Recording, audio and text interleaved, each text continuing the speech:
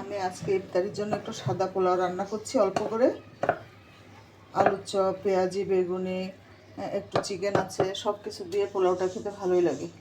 বিশেষ করে ইফতারিতে একটু সলিড আইটেম অর্থাৎ ভাতের আইটেম, ভাত, রুটি, পরোটা এগুলো রাখা ভালো, খেতে ভালো লাগে আমার কাছে। একটু মটরশুঁটি দিয়ে দিচ্ছি,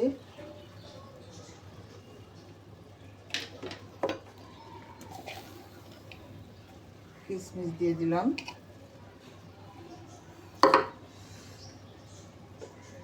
কয়েকটা কাঁচামরিচ।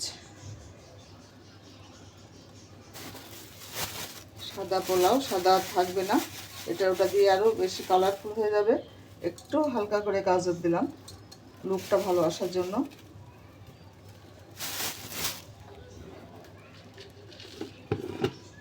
আর পেঁয়াজ বেরেস্তা তো থাকছেই।